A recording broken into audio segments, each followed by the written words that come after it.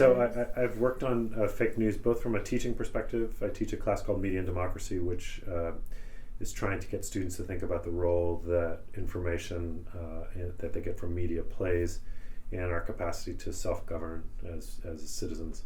And then also from a research perspective, looking both at the history of the press and at kind of contemporary challenges to the kind of the general media ecology posed by technology. So in both cases, both the new research and the old research are trying to understand how the affordances of media technology today play into this problem of fake news.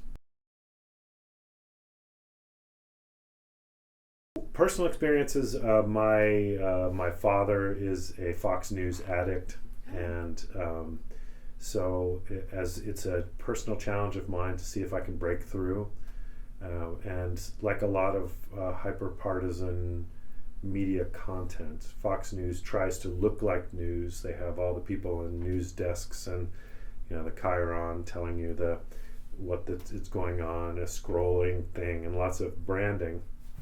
But essentially what Fox News is giving people is stuff that will confirm their pre-existing biases. They essentially do audience research that says exactly, kind of figures out what their audience likes to hear, and they give them that, right? So they're in the middle of this lawsuit right now with over the election fraud claims, and they're on record saying, we know that what we're saying is total garbage, but our audience will be furious if we don't tell them that this is real, right? So that they, in a sense, their business is keeping people tuned in so that they can watch advertising. That's how media companies make money. And so it's been kind of a challenge for me to see if I can break through my dad's need for that confirmation of his worldview about 4 hours a day, it seems. I haven't had that much luck so far because he's turns out that kind of repetition of information is really effective at keeping people convinced.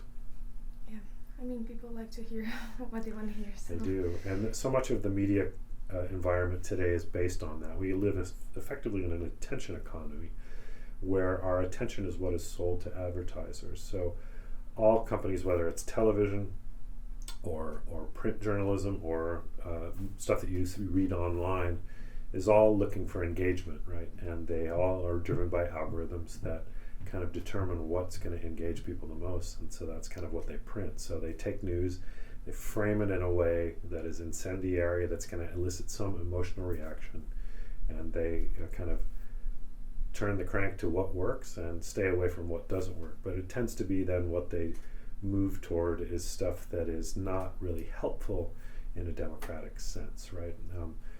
The most effective kind of democracy one can have is where we're all kind of focused on issues and problems that we can solve together, right? The notion being is that the more perspectives you draw from in a democracy, the more ranges of experience you can pull into a conversation, the more effective you are at solving problems. What the media ecosystem today tries to do is keep people in their perspective with people they already agree with, so you're not really benefiting from the strengths of democracy when everybody's kind of in their own media bubble getting what they want. It doesn't really solve any problems, and there's a reason why we're fairly dysfunctional as a democracy in America right now, and I think that's it.